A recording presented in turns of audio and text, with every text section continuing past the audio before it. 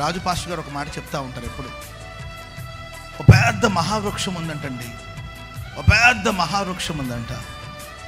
సడన్గా ఆ వృక్షం గాలి వానలో చిక్కుకొని ఆ మహావృక్షం లాగే క్రింద పడి ఏంటండి వాలిపోయి వేళ్లతో పాటు పెళ్ళగించబడిపోయింది.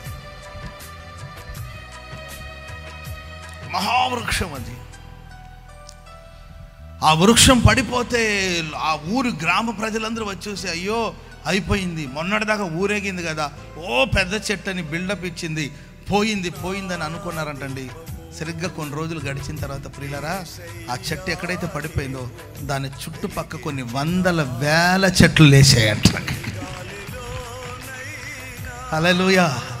ఏం జరిగిందంటే ప్రియులారా, ఆ చెట్టు పోతూ తన చుట్టూ విత్తనాల్ని విత్తేసి వెళ్ళిందంటండి ప్రియులారా. ఆ చెట్టు పడిపోయింది కానీ అవి విత్తిన విత్తనాలను కూడా మొలకెత్తుకొని మహావృక్షంగా ఒక అడవిగా మారిపోయింది. చప్పట్లు కొడదాం అందరూ గట్టిగా హల్లెలూయా. అట్లా దైవజనులు యేసన్న గారు ఈరోజు మన మధ్యలో లేరండి. వేల మంది యేసన్న గారిని దేవుడు మనకి ఇచ్చి వెళ్ళాడు. చప్పట్లు కొడుతూ దేవుని నామాన్ని స్తుతిద్దాం గట్టిగా హల్లెలూయా.